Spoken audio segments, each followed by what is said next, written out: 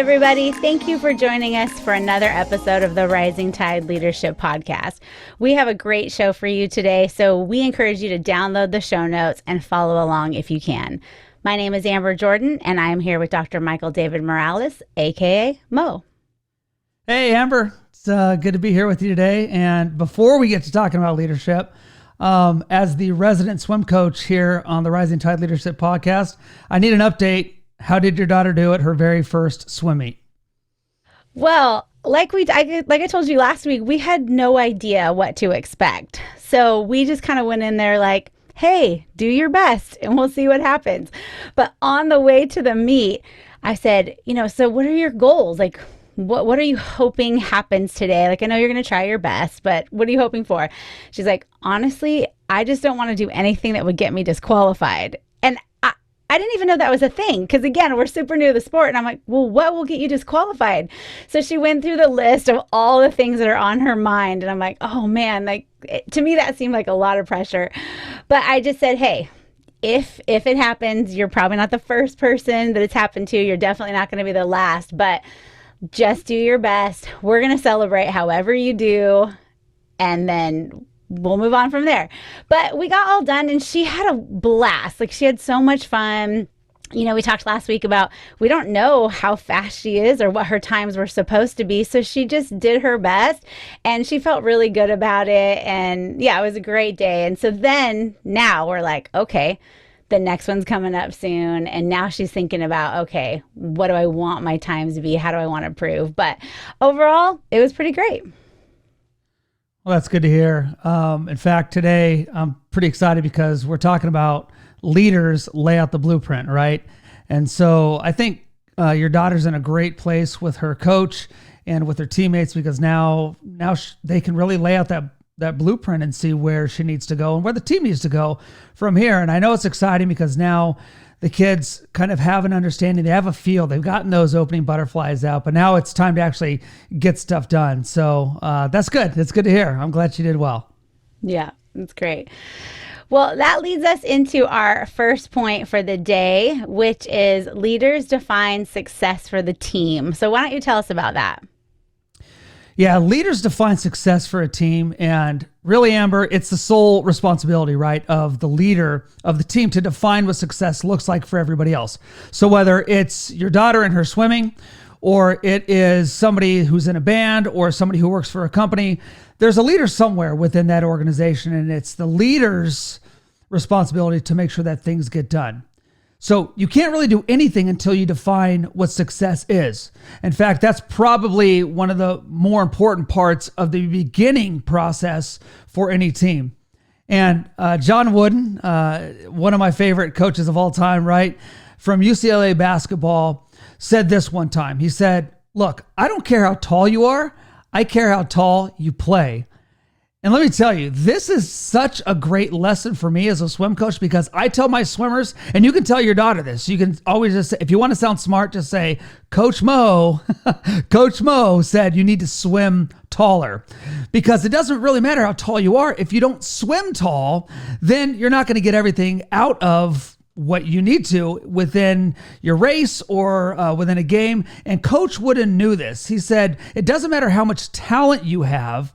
He wants to make sure he utilizes that talent in the proper way.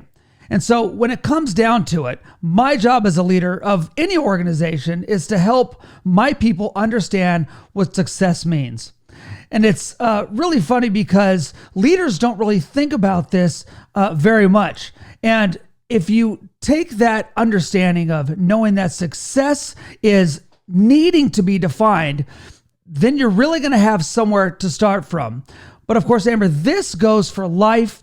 It goes for the personal parts of us. It goes for the business parts of us.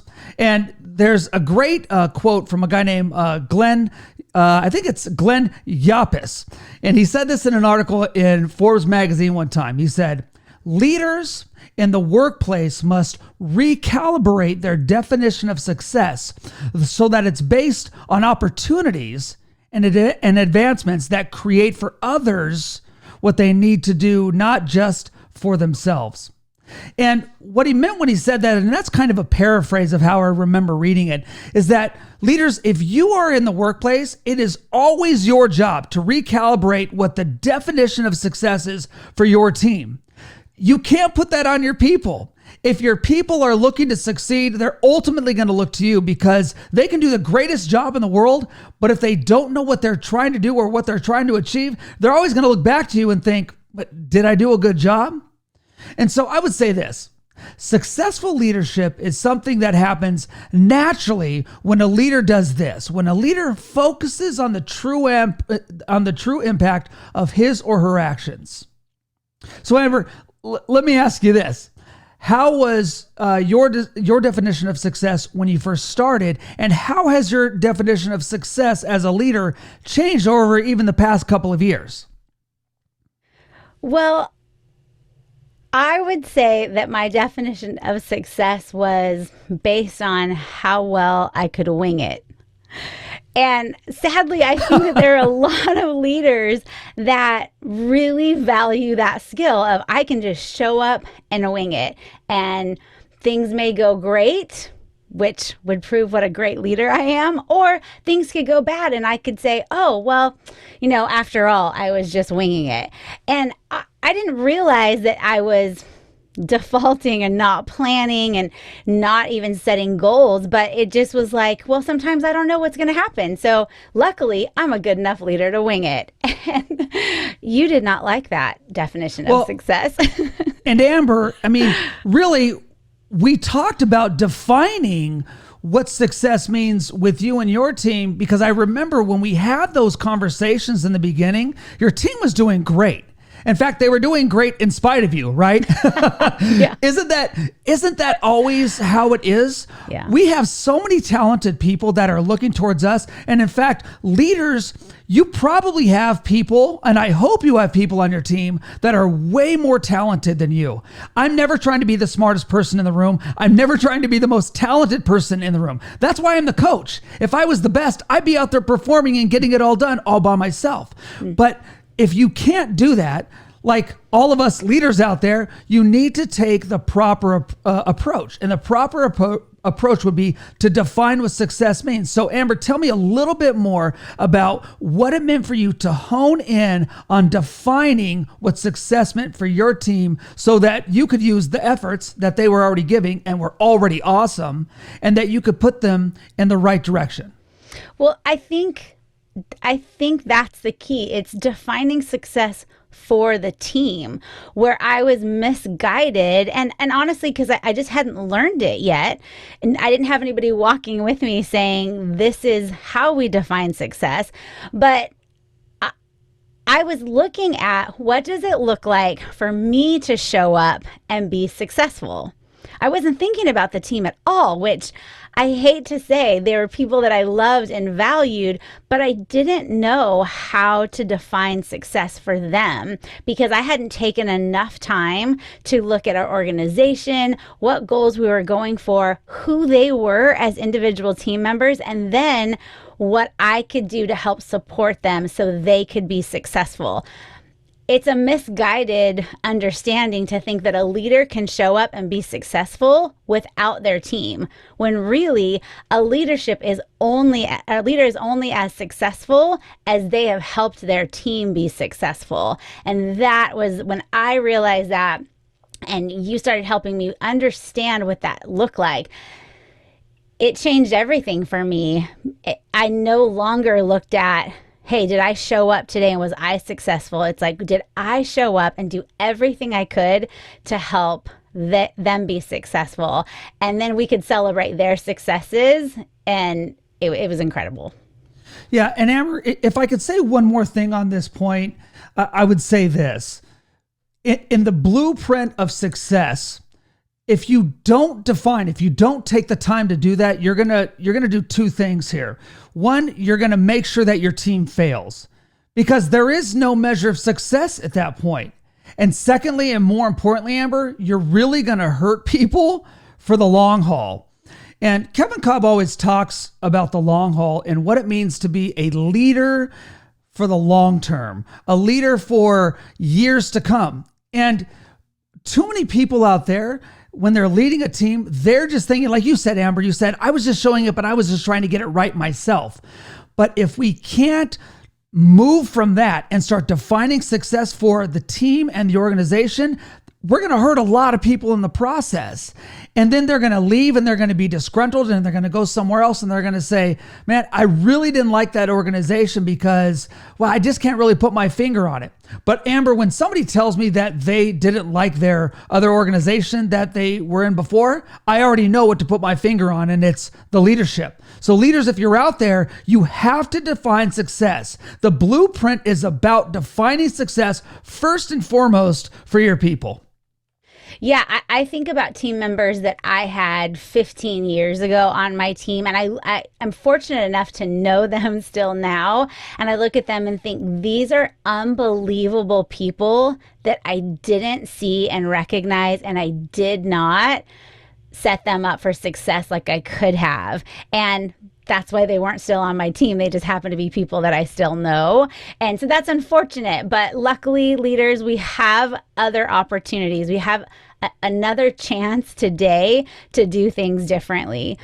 So, Mo, what is the next action that leaders need to take to lay out a blueprint?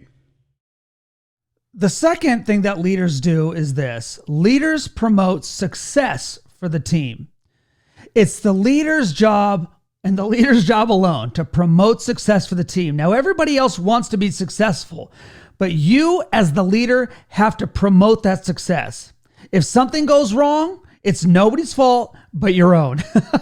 If you start to put the blame on other people, then I'm going to tell you this right now. You're not the leader. You might be the manager of the company. You might be the leader of the team in name, but you are not the leader if you are the one who's making excuses. It's your fault, always, right, Amber? I think we've gone over that so many times. And you have to stop blaming everybody else or anybody else when things go wrong. You see, if somebody under your care does something wrong, it's still your fault.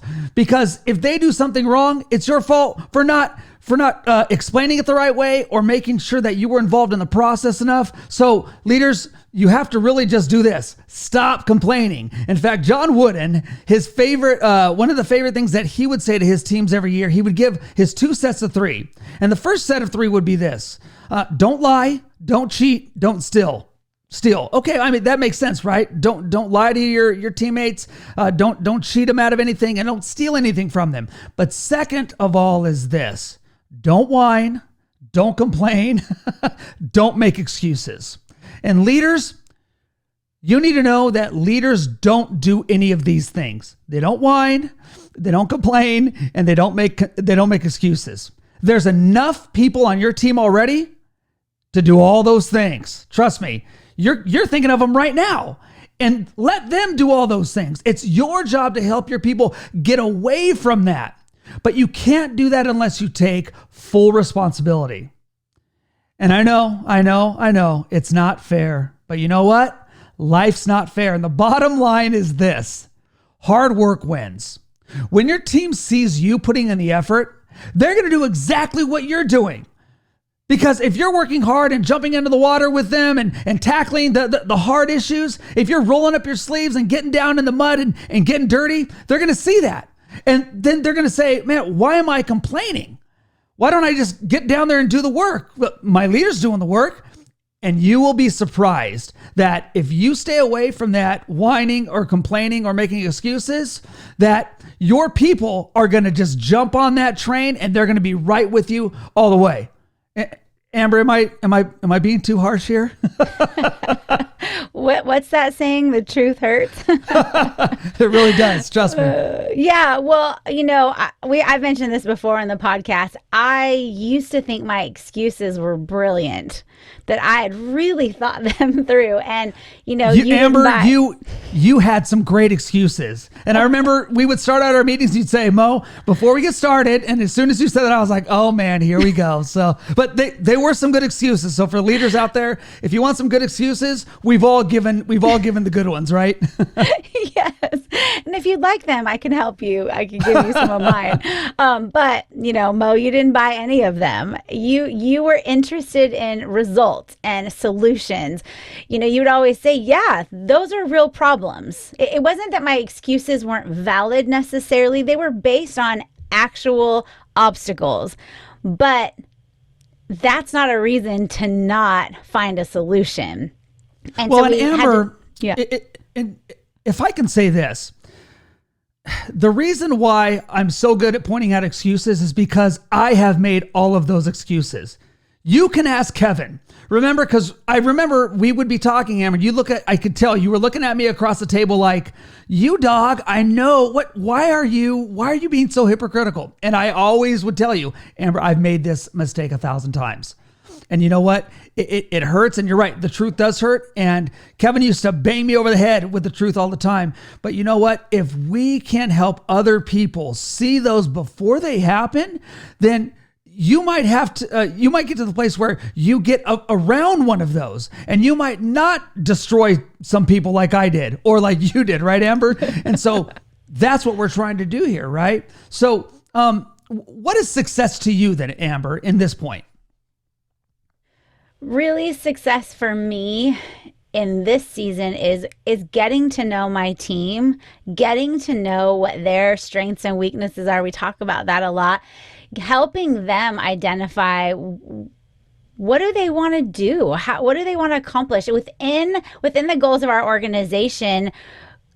How are they unique and gifted and talented in a way that's going to enrich the goals of the organization and also be fulfilling for them? And so it's really getting to know them, and then it's helping them set goals for themselves. Okay, here's where we are. Here's where we want to go as a team and as an organization. Where do you want to go? And helping them define that for them as well. And then my whole goal, my whole measure of success is, am I providing them the resources to be successful? And am I giving them the opportunities to grow in those areas that they wanted to grow? And that's what I do. That's what I show up every day doing is, do I know them?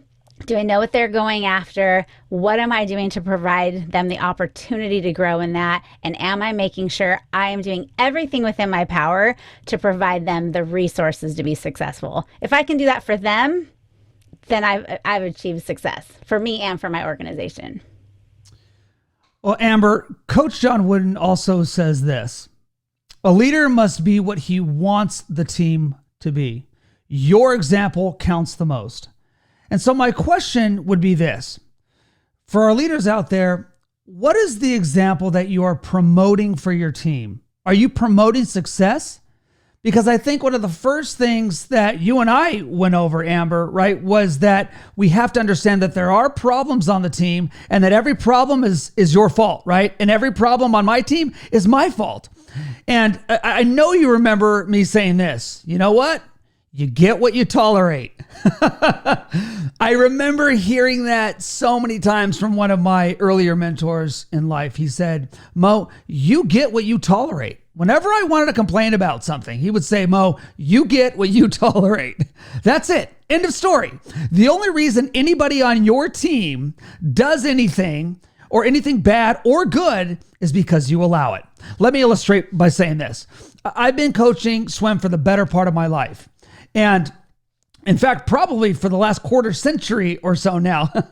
And no swimmer, absolutely no swimmer in the history of swimming, including your daughter, Amber, or anybody else on her team, whether they're in high school or whether they're 6 years old or they're 60 years old, no swimmer likes to get into a cold pool in the morning. It just doesn't happen. Michael Phelps even said in an interview when he was in the Olympics, he still hates it.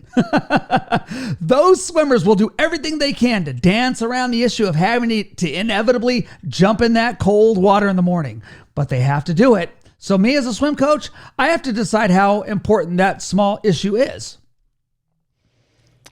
Well, help us understand that. What does that mean, deciding how important the small issue is? Well, so think about it this way. All of my teams are different. I've coached college, I've coached high school, I've coached club, and everything in between. And so I might give a little bit of leeway for my club swimmers, and I hope none of them or their parents are listening out there right now, because now they're going to know my secrets, right? But I might give a little bit more leeway for my club swimmers because, Amber, they swim about 364 days out of the year. That's what they do. Whereas my college kids, they're only in for a certain amount of months a year. And my high school kids, they're only in for even less of time. And so I have to decide as a coach, what's important to me? What am I promoting? And people might be thinking out there, does that really matter, Mo? Yeah, it matters. Me keeping the standard matters. My team needs to know what I expect of them. I'm the one that decides that. I'm the one who promotes that. And there's not one way of going at that. Whether I let them kind of, if I let my club swimmers take a little bit more time to get in, or if I'm yelling and screaming at my college swimmers, neither one is right or wrong. It just comes down to, what do I want to achieve? What am I promoting as a leader? And everything that I do, Amber, even down to that little detail, I'm thinking to myself, how am I promoting success for this team at this specific time? So back to what we said earlier, there's no reason for me to whine or complain or make excuses. I'm the one at fault if something goes wrong and I don't like the way that people are responding to my leadership. Yeah, I've seen some of your pictures on Snapchat of it being like 40 something degrees and raining and you're in a beanie and all bundled up and your swimmers are in the water. And I just think to myself, I am so glad I was never one of Mo's swimmers. So Mo, why don't you tell us, what is the third and final action that leaders need to do if they're going to lay out a blueprint for their team? For leaders to lay out the blueprint, the third thing is this: leaders celebrate success with their team. Now, I just spent the last several minutes telling you that life is hard and it's going to be tough and we got to do this and we got to do that or you're going to fail. Well, if you do the right things, you are going to have great measures of success.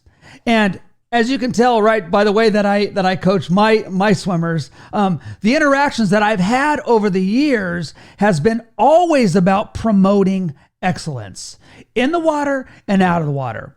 I'm not necessarily trying to have them win every time, because we've talked about this in earlier podcasts. That measure, again, is set out by the leader. And for today, right, if I define success, my swimmers, in this case today, they need to know what I expect of them. And so we have to remember this: I'm the one who defines that success. It's not their job at all. But if I've clearly defined success and I've promoted it, then I'm going to set up my team and the kids that are swimming for me. I'm going to put them in a position to win by the measure that I've given them. And so leaders, if you're out there today and you're in a company and you're thinking, man, I really don't know what success looks like for my team, you need to sit down and write it out, because your people, they want to succeed. They want to be successful, but they can't do that until you put them into that position to win. And please hear me when I say this: winning isn't always about beating the other team. Coach Wooden said this to one of his guys, and then he ended up saying it years and years and years at a time. He would say this: success is peace of mind that is the direct result of self-satisfaction of knowing that you made the effort to become the very best that you are capable of becoming. And leaders, you're the one that helps your team understand those capabilities, because you want them to be able to win so that you can celebrate that success. Now, if it were any other coach in the entire world that said that quote, because he pretty much says success isn't always about winning. In fact, winning is just kind of a byproduct of success. And people might say, well, that quote is dumb, but it was said by arguably the greatest coach ever to coach in sports, John Wooden, who won 10 championships in 12 years. And so if John Wooden understood that, then we need to understand that all. So believe me that there are several books that are written by John Wooden. Read any one of them by any of the guys that he ever coached basketball for, and they would say basketball was just kind of what we did. Coach Wooden was a teacher of life. So let me bring this a little bit home for us, Amber. If I can clearly define success for my team, then I can help them become champions, whatever that measure is, because being a champion has nothing to do with the other team. You can ask any of my student athletes over the years, the club kids, whatever.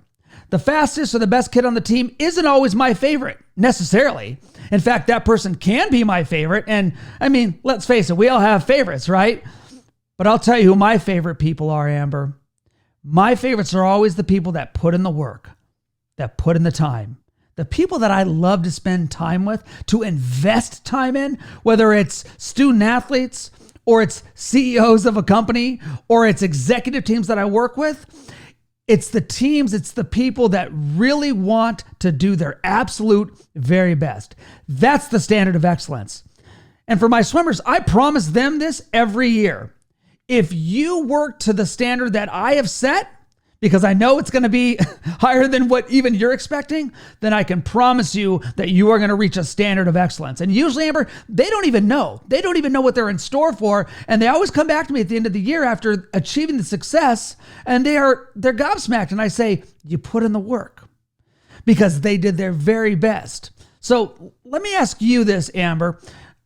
What are some of the ways that you have celebrated success with your followers, with the leaders that you've been building over the years? What's something that you remember of, wow, this was a really fun win for the team, and I loved celebrating it? Well, I feel like I always say this, like, wow, I used to be really bad at this. But it's true. I used to be terrible at celebrating because I was always thinking about the next thing. And learning to slow down and celebrate the wins was really a skill I had to learn to do. And I'm so glad that I did.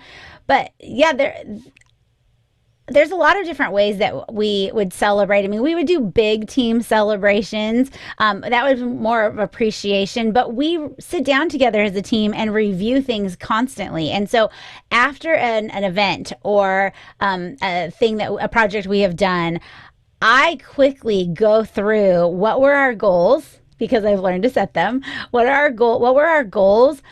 How did we accomplish them? Who was key in doing that? And who tried something new this time? Who gave a little bit extra effort? Or maybe who did something and you could tell that they weren't super proud of the job that they did, but I knew it was a stretch for them. And so I try to make notes of that. And then I make sure that I bring it up in our review meetings. I get their feedback. How did they feel? And then I'm ready with, hey, so-and-so, I saw you do this. You make contact with that person. That was amazing. Hey, I know you worked really hard to get this person on board. Great job. Hey, I know that was brand new for you and you've never done it before, but I'm so proud of you for trying. Like all those kinds of things. I think the big celebrations, appreciation gifts, they matter, but I think taking specific notice of what the team members are doing and praising them publicly, and even with, you and I talk about handwritten notes a lot, writing it out, but being specific about what it is that I'm celebrating, that makes a huge difference. Everyone likes to know, hey, maybe I wasn't the best, but somebody noticed I tried, and that makes them want to show up the next day and try again. And Amber, if I could put a bow on this last point, I would say this. Leaders, here's the book recommendation of the day. There's a book called The 1 Minute Manager. And if you don't know how to give 1 minute appreciations or 1 minute criticisms or anything in between, read The 1 Minute Manager. It's a little book, but you will gain so much from it, as I did years and years ago, and I've even read the updated versions now. It's a wonderful book. Pick that up and start celebrating the successes with your team. Yeah, it makes all the difference. So Mo, before we go, do you have any final thoughts for us today? I do. I would say this. Leaders, if you want to help your team to succeed, you need to allow them to know when they're succeeding. It's not about, driving the train and just going and going and going. We have to help them on every part of that process, every step. If you give them the ability to see that, and if you communicate clearly, you're going to set your team up for lasting success, and you are going to make them and yourself and the company better in the process. And years later, they're going to remind you of that when you come back together. Well, that brings us to the end of this episode. Again, thank you everyone for joining us today. We will see you next time.